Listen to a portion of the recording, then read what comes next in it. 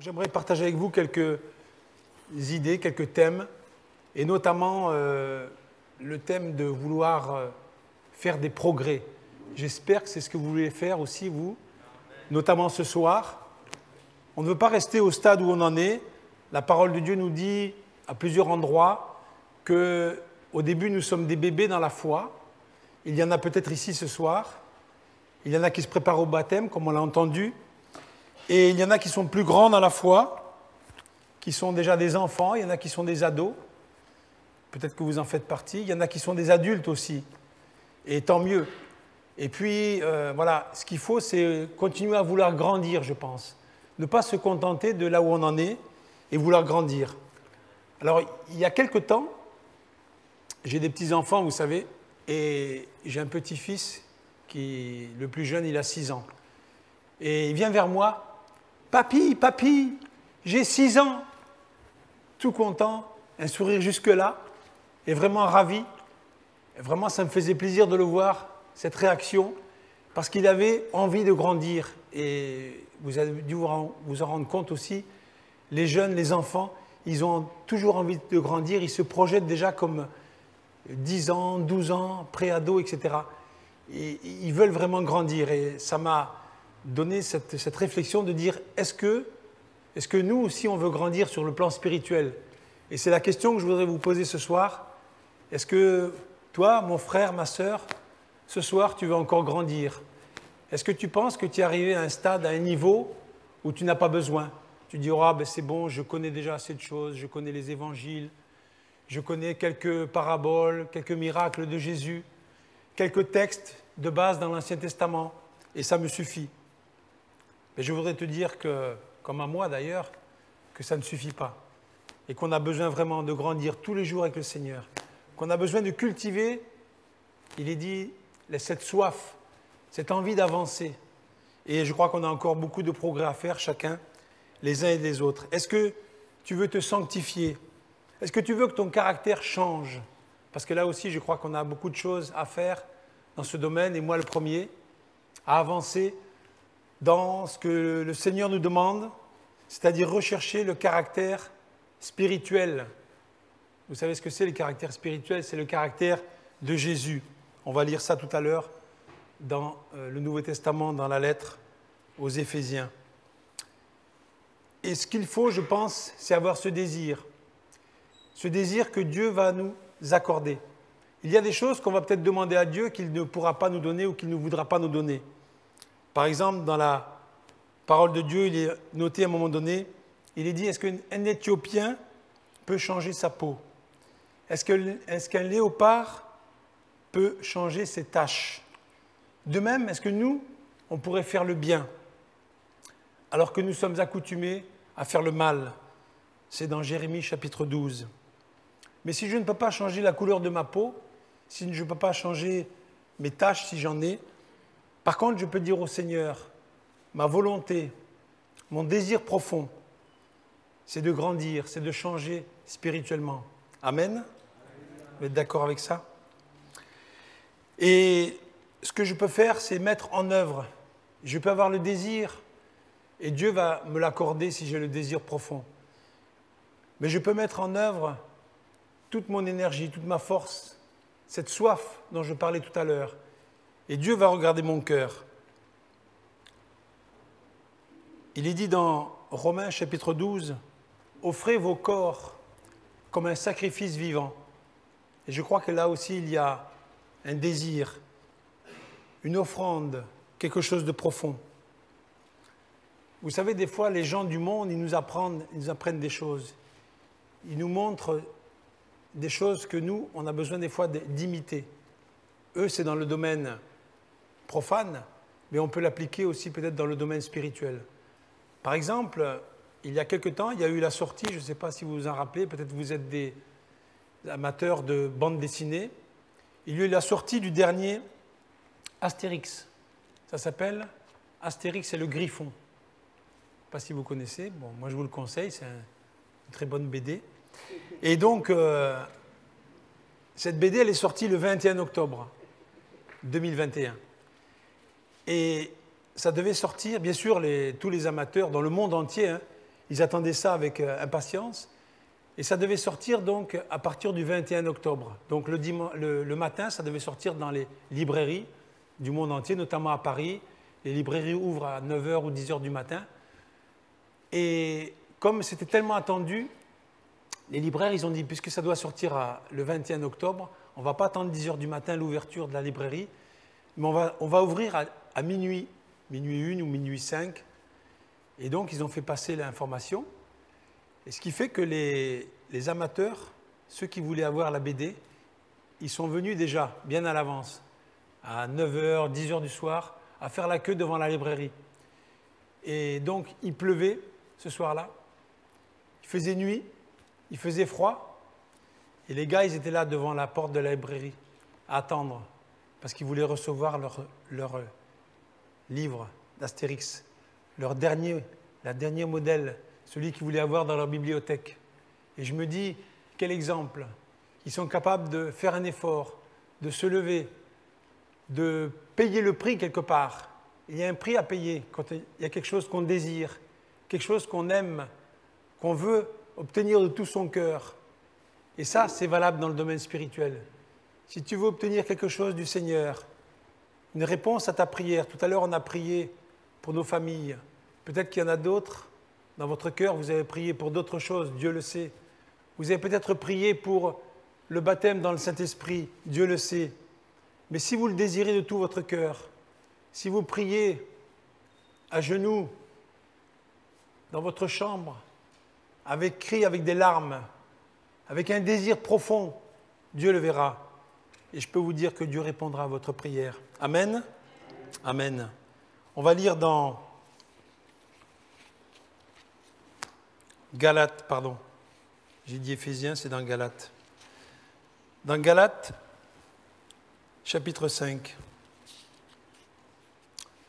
Galates 5, verset 16.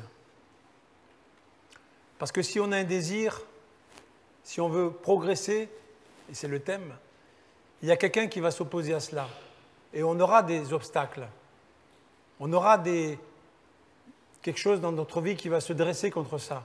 On aura à lutter. Et c'est le combat spirituel, bien sûr. Et le diable, il ne voudra pas. Il va s'opposer à cela. Mais Dieu nous encourage. Galates 5, verset 16. C'est Paul qui parle. Je dis donc, marchez selon l'esprit, et vous n'accomplirez pas les désirs de la chair. Car la chair a des désirs contraires à ceux de l'esprit. Et l'esprit en a de contraires à ceux de la chair. Ils sont opposés entre eux, afin que vous ne fassiez point ce que vous voudriez. Si vous êtes conduits par l'esprit, vous n'êtes pas sous la loi. Or, les œuvres de la chair sont manifestes.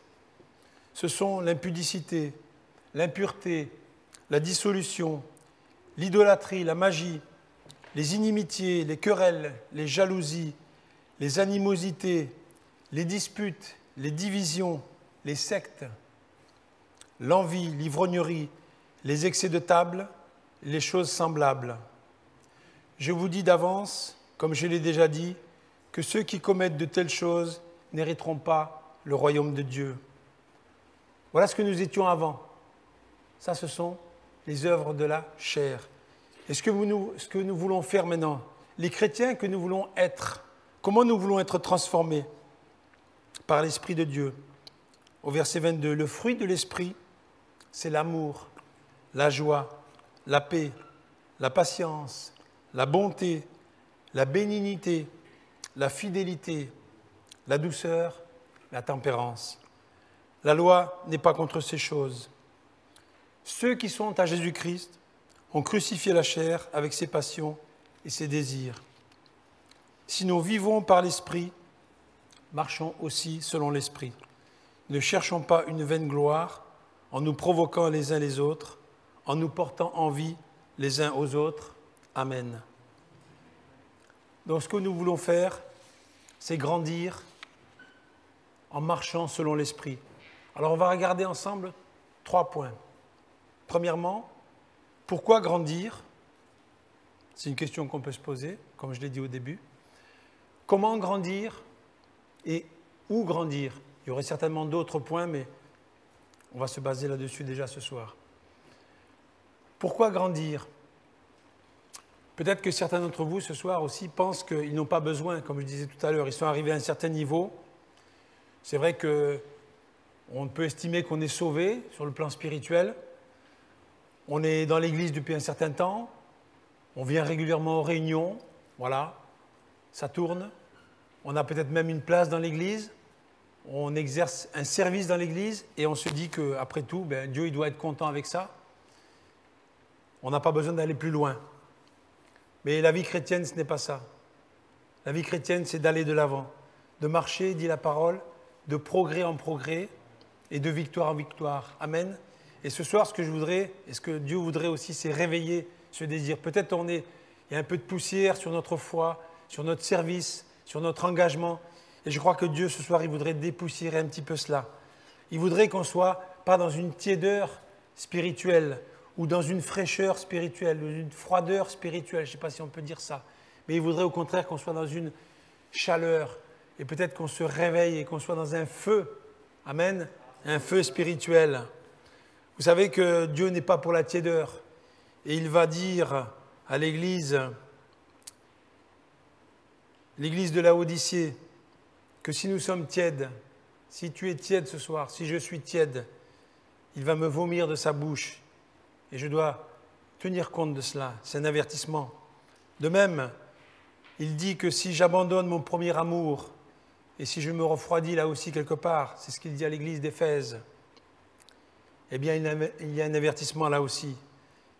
Et même à l'église de Sardes, il parle à des chrétiens, il les avertit, il lui dit « Sois vigilant, affermis ce que tu as reçu, affermis le reste », il est dit, qui est en train de mourir.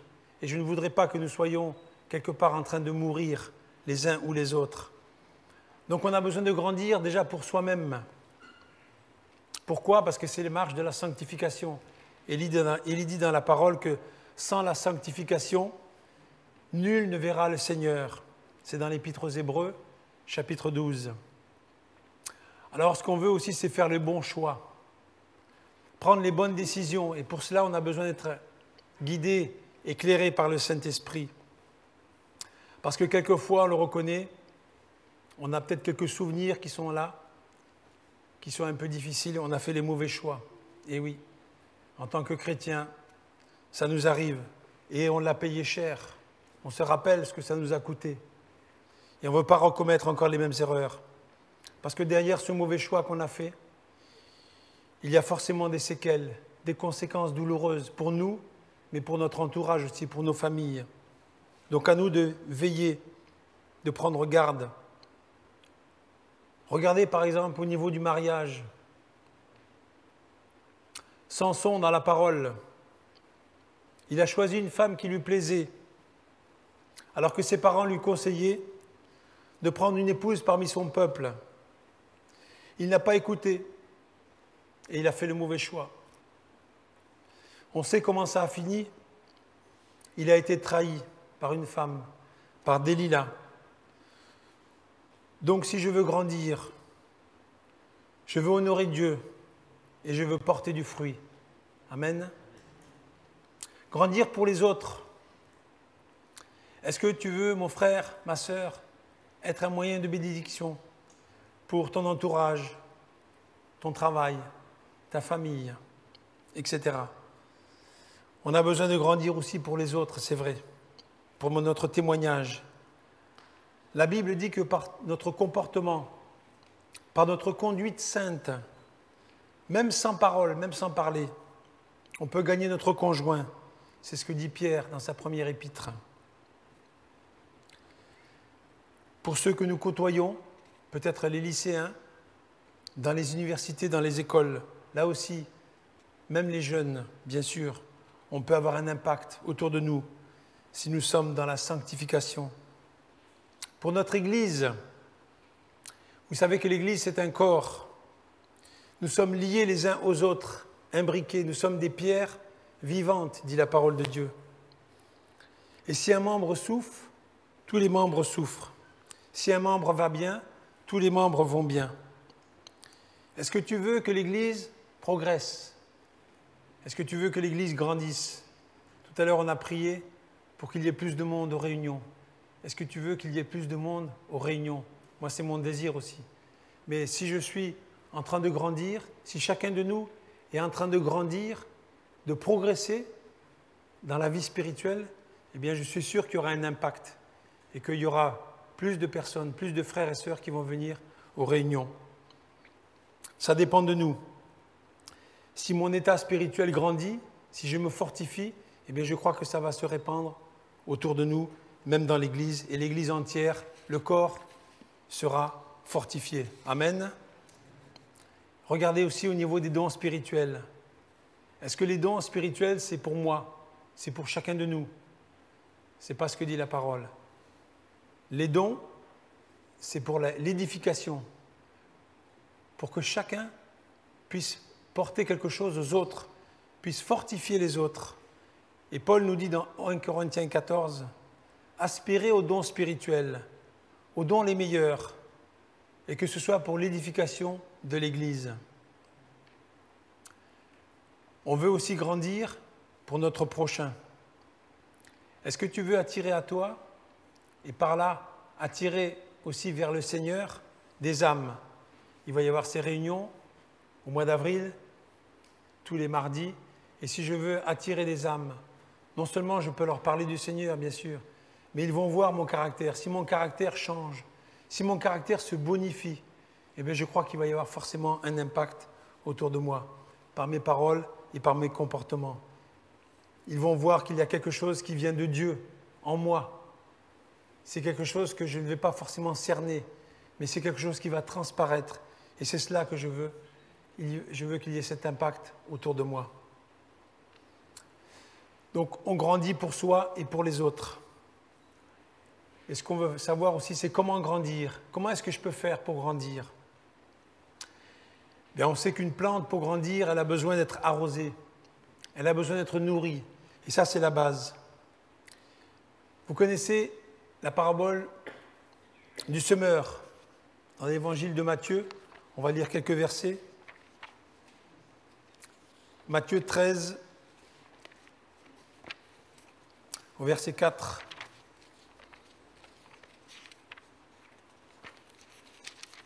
Jésus nous parle de la terre.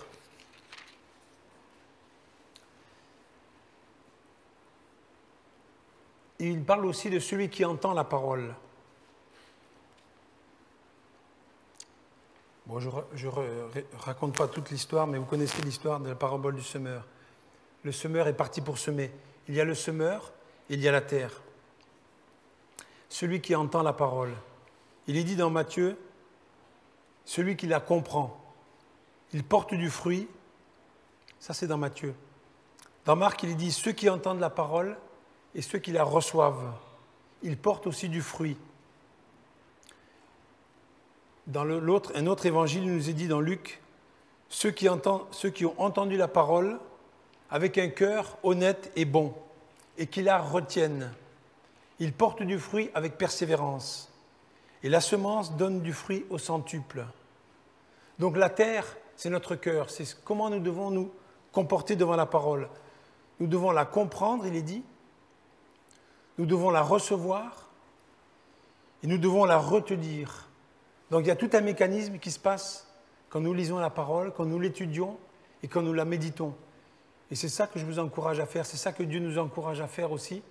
Non seulement la lire, pas la lire rapidement, mais vraiment essayer de la comprendre, de la retenir, de la méditer, et peut-être aussi de lire des passages et de les apprendre par cœur. Beaucoup peut-être connaissent certains passages parce que ça nous aide à certains moments de notre vie, quand nous sommes en difficulté, quand il y a un combat, quand les choses sont difficiles, des fois il y a une lutte, eh bien il est bon de connaître certains versets, certains passages par cœur. Je sais que beaucoup connaissent le psaume 23, « L'Éternel est mon berger, je ne manquerai de rien », etc. Ou d'autres passages, comme celui qu'on a lu tout à l'heure, Galates 5, 23, « Le fruit de l'esprit ». Mais de connaître ces passages et de pouvoir les dire, se les remémorer ou les donner à quelqu'un, à un moment où il en a besoin, c'est aussi quelque chose qui est bon. Donc méditer la parole de Dieu. Comment est-ce que l'état de notre cœur, il est dit, puisqu'il faut que notre cœur soit réceptif. Est-ce que notre cœur est réceptif à la parole de Dieu ce soir? Est-ce qu'il est tourné vers le Seigneur? Dieu nous dit, quand nous lisons la parole, nous savons que Dieu nous dit « Mon fils, donne-moi ton cœur ». Proverbe 23. Il faut qu'on ait un cœur réceptif, disposé, malléable, un cœur entier pour le Seigneur, pas un cœur partagé. Est-ce que c'est possible? Nous, souvent, on est pris par d'autres soucis, par d'autres priorités. Mais la Bible nous dit que oui. Parce que Dieu dit à David, « J'ai trouvé David, un homme selon mon cœur ». C'est dans Acte 13. Et pourtant, on sait que David n'était pas parfait, mais c'était quand même quelqu'un qui cherchait Dieu de tout son cœur. Donc si lui est arrivé, nous pouvons y arriver aussi. Pour grandir, il faut être comme ce sarment. Et là, on va lire dans l'Évangile de Jean. Le sarment, comment est-ce qu'il faut qu'on soit par rapport à Dieu, par rapport à Jésus.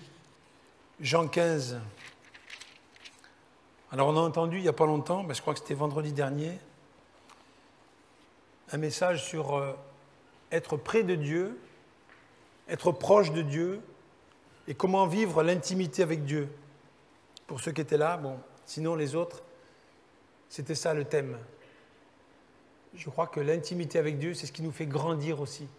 On ne va pas grandir en écoutant n'importe quelle voix, en écoutant n'importe quel son, mais il faut vraiment entendre la voix de Dieu pour grandir. Et dans l'évangile de Jean, Jésus nous parle donc de cette relation proche, puissante qu'on doit avoir avec Dieu. Je suis le vrai cep et mon Père est le vigneron. Tout sarment qui est en moi et qui ne porte pas de fruit, il le retranche. Et tout sarment qui porte du fruit, il l'émonde, afin qu'il porte encore plus de fruits. Déjà, vous êtes purs à cause de la parole que je vous ai annoncée. Demeurez en moi. Ça, c'est un verset qui est fort. Et je demeurerai en vous. Comme le sarment ne peut de lui-même porter du fruit s'il ne demeure attaché au cep, ainsi vous ne le pouvez pas non plus si vous ne demeurez en moi. Je suis le cep et vous êtes les sarments. Celui qui demeure en moi et en qui je demeure porte beaucoup de fruits, car sans moi, vous ne pouvez rien faire. Si quelqu'un ne demeure pas en moi, il est jeté dehors comme le sarment et il sèche. Puis on ramasse les sarments, on les jette au feu et ils brûlent. Si vous demeurez en moi et que mes paroles demeurent en vous, demandez ce que vous voudrez et cela vous sera accordé. Si vous portez beaucoup de fruits, c'est ainsi que mon Père sera glorifié et que vous serez mes disciples. Donc demeurez proche de Jésus. Nous voyons ici qu'il y a deux types de sarments. Premièrement, celui qui ne porte pas de fruits. Il est coupé. Il est chétif. On peut remarquer qu'il est tout rabougri. Il est desséché. Alors on le coupe, dit la parole, et on le jette dans le feu, et il brûle. On n'aime pas trop entendre ça, mais c'est la parole qui nous le dit. Qu'on ne soit pas comme ce sarment-là, tout sec. Le deuxième sarment dont il est question ici, il est dit qu'il porte du fruit. Alors on se dit, c'est bien, on veut être ce sarment-là. On se dit, c'est bon, tout va bien. Il ne peut rien nous arriver. Et pourtant, il est dit que le Père, ici, sort le sécateur pour couper. On n'aime pas ça. Qu'est-ce qui nous arrive? Il faut émonder, il faut tailler, il faut enlever. Ça fait mal? Oui, ce n'est pas agréable, mais c'est pour notre bien. Dieu a besoin, le Père a besoin de couper, de tailler, d'émonder. C'est cela aussi, grandir avec Christ. Il faut être attaché à Jésus de tout notre cœur pour recevoir cette sève qui va nous faire grandir. On a besoin aussi, bien sûr, de l'assistance du Saint-Esprit. C'est très important. Le Saint-Esprit est là, on l'a vu tout à l'heure. Il nous conduit dans toute la vérité.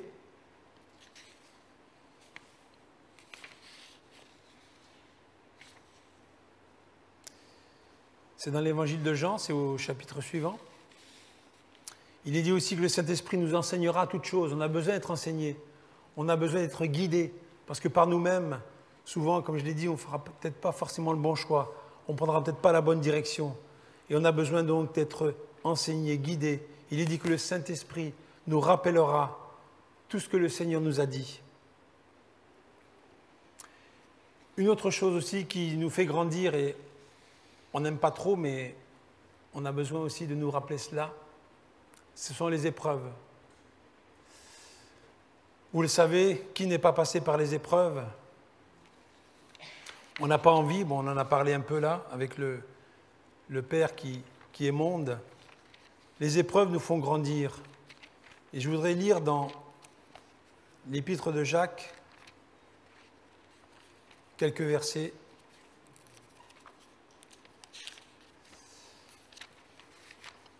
Hébreux, Jacques, les premiers versets. Jacques 1. On parle des chrétiens là aussi. Jacques est serviteur de Jésus aux chrétiens. Mes frères, regardez comme un sujet de joie complète, les diverses épreuves auxquelles vous pouvez être exposés, sachant que l'épreuve de votre foi produit la patience. Mais il faut que la patience accomplisse parfaitement son œuvre, afin que vous soyez parfaits et accomplis sans faillir en rien. Alors nous voyons ici que les épreuves devraient engendrer de la joie, puisqu'il est dit qu'on doit le regarder comme un sujet de joie. Souvent, c'est pas ce qu'on fait. Et pourtant, la joie, c'est déjà ici un signe, parce que c'est un fruit de l'esprit. Et l'épreuve, il est dit, produit la patience, au verset 3. Et là aussi, la patience, c'est un des fruits de l'esprit. Dans quel but est-ce que Dieu permet ces épreuves? Est-ce qu'on avance au milieu de ces épreuves? C'est afin que nous soyons parfaits et accomplis, nous est-il dit. Parfait, ça veut dire qu'on soit vraiment arrivé à une certaine maturité, parce que c'est vrai qu'on progresse, on avance petit à petit au fur et à mesure, mais on a besoin de grandir encore en Christ. Et l'épreuve, justement, est là pour nous permettre de grandir, d'avancer avec le Seigneur. Et au verset 12, je lis ce verset, « Heureux l'homme qui supporte patiemment la tentation », il est dit. On peut dire aussi l'épreuve. « Car après avoir été éprouvé, il recevra la couronne de vie que le Seigneur a promis à ceux qui l'aiment. » Est-ce que ce soir, mon frère, ma sœur, tu veux recevoir cette couronne de vie? Amen. J'espère, toi aussi, que tu veux la recevoir. Eh bien, pour la recevoir, il faut continuer à lutter dans l'épreuve, et le Seigneur est là pour nous y aider. Parce que dans l'épreuve, comme vous l'avez ressenti, comme vous l'avez vécu aussi, on laisse tomber les choses secondaires. Les choses qui ne sont pas importantes, on les met de côté. Et quand on est dans l'épreuve, je crois que c'est là où le moment où le Seigneur veut vraiment nous parler, parce qu'on se centre sur l'essentiel.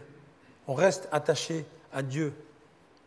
On met de côté tout ce qui est secondaire. C'est ce que dit le psalmiste, psaume 77. « Au jour de ma détresse, je cherche le Seigneur. » Amen. Quand je suis dans l'épreuve, quand je suis en bas, quand je suis dans la difficulté, c'est là où je lève les yeux en même temps vers le Seigneur. Et je cherche Dieu afin qu'il me sorte, qu'il me réponde, qu'il me tire vers le haut, parce que je me rends compte que là, vraiment, j'ai besoin de lui. Vous le savez comme moi, même dans la persécution, vous savez que nos frères et sœurs qui sont dans les églises, que ce soit en Ukraine, que ce soit en Corée du Sud, en Corée du Nord, que ce soit en Inde, dans tous ces pays où les chrétiens sont persécutés, au Niger, eh bien c'est là, étonnamment, où ils sont le plus soudés, où ils sont le plus en train de grandir et où l'Église se multiplie. Alors ça nous interroge, on se dit mais comment ça se fait? Nous, on a l'impression que tout va bien et pourtant l'Église grandit peut-être pas comme elle devrait grandir. Et moi, même en tant que chrétien, je n'avance pas à la vitesse que je devrais avancer. J'avance doucement. Alors peut-être que j'ai besoin encore d'épreuves, peut-être que j'ai besoin encore d'être stimulé par Dieu pour grandir encore davantage. Et pourtant, c'est ce que nous dit la parole. C'est quand je suis faible, c'est-à-dire peut-être quand je suis dans l'épreuve, quand je suis persécuté, quand je suis faible, c'est alors que je suis fort, dit Paul dans la 2e aux Corinthiens. C'est vrai que si je suis rempli de moi-même, si je regarde mes propres forces, mon propre état, si je suis sûr de moi, si je suis rempli de moi, je ne vais pas progresser, je vais stagner. Mais si je reconnais que je suis faible, et ça c'est une vérité spirituelle, ça, c'est une vérité biblique, si je reconnais que je suis faible, si je reconnais que je suis impuissant, si je reconnais que je ne suis rien, alors à ce moment-là, j'aurai les bonnes dispositions de cœur. À ce moment-là, si tu reconnais que tu es faible, que tu n'es rien devant le Seigneur, tu auras les bonnes dispositions de cœur, mon frère, ma sœur. Et le Seigneur pourra faire quelque chose avec toi. Le Seigneur pourra te remplir afin que tu sois un vase utile pour la gloire de Dieu. Amen. Amen. Romains 5 nous dit, nous nous glorifions dans l'espérance de la gloire de Dieu. Bien plus, nous nous glorifions même des afflictions, c'est-à-dire des épreuves, sachant que l'affliction produit la persévérance. La persévérance produit la victoire dans l'épreuve, et cette victoire produit l'espérance. Nous avons besoin d'une espérance de Dieu dans nos cœurs pour avancer. Amen. Pierre nous dit la même chose. La parole de Dieu, vous voyez, se concrétise, se justifie, se vérifie. Pierre nous dit dans la première épître, au chapitre 1, « Maintenant, puisqu'il le faut, vous êtes attristés. Nous sommes peut-être attristés pour un peu de temps, par diverses épreuves. » Pourquoi? Il le dit, « afin que l'épreuve de votre foi, plus précieuse que l'or périssable, ait pour résultat la louange, la gloire et l'honneur. » Amen. Si tu es dans l'épreuve, mon frère, ma sœur, ce soir, en ce moment, si tu es dans l'épreuve, ne crains pas, dit la parole. Ne crains rien. Dieu est à l'œuvre. Regarde plutôt, cherche, lève les yeux, essaye de voir la main de Dieu. Qu'est-ce que Dieu est en train de faire dans ta vie? Est-ce que Dieu est en train de changer ton caractère? Est-ce que Dieu est en train de te donner de la patience? Est-ce que Dieu est en train de te donner l'amour, la foi, ce qu'on a lu tout à l'heure, la bonté, la fidélité, la maîtrise de soi, etc. Dieu est en train de travailler ton caractère. Il veut produire en toi, en moi, quelque chose de bon. Il veut produire un fruit pour sa gloire. Alléluia. Est-ce que tu crois que, quand on lit la Bible, Jésus est venu? Est-ce que tu crois que Jésus est venu pour des gens bien portants? Pour des gens qui n'avaient pas d'épreuves? Est-ce que tu crois que Jésus est venu pour des gens qui se portaient bien? Pour des gens qui ne souffraient pas? On sait bien que non. Jésus est venu pour des malades. Jésus est venu pour des gens qui souffraient, pour des gens aveugles. Il est venu pour des gens qui étaient sourds, pour des gens qui étaient estropiés. Il est venu pour ces gens-là. Et nous étions ces gens-là. Nous étions comme cela. Et Dieu nous a changés, nous a transformés. Nous étions des pécheurs. Et il nous a changés. Amen. À sa gloire. À lui soit toute la gloire. Un verset que j'aime bien, peut-être qu'on peut l'afficher pour ceux qui sont à la vidéo. 2 Corinthiens, et bientôt je vais être à la conclusion. 2 Corinthiens 4, 17. Je crois que c'est un verset qui va... Oui, ils sont rapides. 2 Corinthiens 4, 17.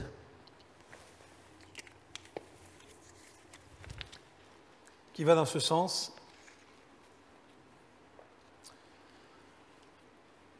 Alors vous lisez avec moi. Nos légères afflictions du moment présent produisent pour nous, au-delà de toute mesure, un poids éternel de gloire. Alors là, moi je ne sais pas vous, mais moi je suis un peu scotché par ce verset, par Paul. Je l'ai lu plusieurs fois. J'ai essayé de le méditer. Je ne veux pas en parler trop longtemps, mais même si on fait du mot à mot, je crois qu'on peut s'arrêter sur tous les mots. C'est vraiment fort, c'est vraiment puissant. Et si on parle d'épreuves, je crois qu'il faudrait vraiment se rappeler de ce verset. Il dit que ce sont des légères afflictions. Légères, c'est relatif, bien sûr. Mais pour certains, il y a des choses qui sont lourdes, d'autres moins, mais on connaît tous des épreuves à différents moments et on sait que c'est difficile à vivre, à traverser, mais le Seigneur est là. Les afflictions, les épreuves que nous vivons produisent, donc ce n'est pas pour rien. Il y a un fruit, hein? Il y a quelque chose qui se passe, il y a quelque chose qui est en attente, qui est en gestation. Ça va donner quelque chose, c'est utile, voilà, il faut comprendre que c'est utile. Et là, au-delà de toute mesure, c'est dingue parce qu'avec Dieu, ça dépasse ce qu'on peut comprendre, mesurer, estimer, c'est au-delà de toute mesure. Et c'est quoi, au final? C'est un poids. Alors au début, c'était léger, c'était, vous voyez, le contraste léger, et là, c'est un poids éternel de gloire. Donc ce qui veut dire que tout ce qu'on va amasser, tout ce qu'on va pouvoir préparer, c'est comme s'il y avait une récolte qui se préparait dans nos souffrances, dans nos épreuves. Bien sûr, on ne souhaite pas en avoir trop, hein, on n'est pas là pour ça, mais ce que je veux dire, c'est qu'il y a quand même un résultat, il y a quand même quelque chose de bénéfique qui se prépare et qui va produire quelque chose dans le ciel qui nous dépasse, qui est immense et qui a un poids éternel de gloire. Ouf, j'ai du mal à réaliser, mais Seigneur, merci de nous donner déjà un prémisse de ce qu'on va pouvoir goûter dans le ciel, une gloire éternelle, grâce à Dieu. Et dans la Bible, on sait qu'il y a des personnages, des hommes et des femmes de Dieu qui ont souffert, qui ont connu aussi des épreuves. Vous en connaissez certainement, vous avez des exemples dans la tête. Bon, rapidement, je pense qu'on pense à Job, on pense à Joseph, on pense à Jésus, bien sûr, le modèle parfait. Lui-même, il a souffert. Joseph a connu la trahison, il a connu la solitude, il a connu la prison, il a connu les fausses accusations. Donc si on se dit que des hommes de Dieu, des femmes de Dieu aussi ont souffert, Dieu a permis cela, et ce n'est pas pour nous condamner, ce n'est pas parce que forcément on n'est pas sur le chemin de Dieu pour nous, on n'est pas forcément dans la volonté de Dieu, si on peut, mais cette souffrance, elle est utile pour Dieu et elle est utile pour nous aussi, bien sûr, parce qu'il veut nous faire avancer, il veut nous faire progresser. Où grandir? C'est mon dernier point, je vais me dépêcher. Il y a beaucoup d'endroits, bien sûr, mais je vais en citer deux rapidement. 2 endroits pour grandir. J'en ai un peu parlé. Dans notre maison, bien sûr, dans le lieu secret, comme on disait tout à l'heure, dans la chambre où je me mets à genoux, je prie et je demande à mon Dieu de me parler. Je répands mon âme, je demande des choses pour moi, pour ma famille, etc. Et il est dit que Dieu, ici, mon Père, dans le secret me le rendra. On a besoin de s'isoler, c'est vrai, vous le savez. Le monde est turbulent, le monde est agité, le monde est en stress autour de nous. Et on a besoin de s'isoler, de se mettre à part pour pouvoir vraiment entendre, recevoir ce que Dieu a à nous dire. Comme Moïse, vous savez qu'il est monté sur la montagne. Il n'a pas donné l'étape de la loi. Dieu n'a pas donné l'étape de la loi comme ça. Allez, je te donne l'étape de la loi. Non. Il a fallu s'isoler. Il a fallu se mettre à part, dans un endroit saint, dans un endroit proche de Dieu. Et quand il a été prêt, quand son cœur était prêt, disposé, Dieu lui a parlé. Il a pu recevoir l'étape de la loi. Depuis combien de temps, mon frère, ma sœur, tu ne t'es pas isolé? Depuis combien de temps tu n'es pas monté sur cette montagne sainte pour recevoir une parole du Seigneur pour toi, pour ton cœur? Deuxième endroit, c'est dans l'église, comme ce soir. comme quand on se réunit tous ensemble. Les chrétiens, les premiers chrétiens, vous savez ce qu'ils faisaient? Dans l'Église primitive, on en parle souvent, on voudrait leur ressembler. Eh bien, ce n'est pas compliqué. Acte 2, 42. Ils persévéraient dans l'enseignement des apôtres, dans la communion fraternelle, dans la fraction du pain et dans les prières. Donc il y avait cette communion pour vivre ensemble la foi, pour vivre leur vie chrétienne ensemble, pour s'édifier, pour vivre l'amour fraternel, pour vivre le pardon ensemble. Le pardon, ça ne peut pas se vivre tout seul, il faut être ensemble parce que le pardon, c'est avec quelqu'un d'autre. Je crois que l'Église locale est une école où on apprend à vivre ensemble, à prier, etc., les besoins les uns des autres, à se pardonner. Et c'est comme une école, bien sûr, et nous avons notre Père qui est notre professeur, qui est notre enseignant, il nous regarde, et nous avons un manuel scolaire, et ce manuel, c'est la Bible, la parole de Dieu. Amen. Je termine. En conclusion, je voudrais vous encourager. Vous encourager à vouloir faire des progrès, à vouloir avancer, à vouloir avoir encore plus de consécration. Peut-être vous êtes, comme je disais, ancien, il y a longtemps que vous êtes chrétien. Moi, cette année, je me suis converti en fait en 1992 et on est en 2022. Donc vous pouvez savoir depuis combien de temps je suis chrétien, je suis enfant de Dieu, ça fait 30 ans. Ça fera 30 ans au mois d'août. Et donc, peu importe l'âge qu'on a avec le Seigneur, mais ce qu'on veut, c'est continuer à avancer. Peut-être on a besoin d'avancer dans les dons spirituels, dans le baptême dans le Saint-Esprit, dans la connaissance de la parole de Dieu, dans l'intimité avec Dieu, pour grandir, pour avancer, pour être en bénédiction autour de nous, dans notre Église, dans notre famille et dans notre entourage. Quels fruits nous voulons porter? Est-ce que nous voulons grandir? C'est une question qu'il nous faut demander au Seigneur. Amen.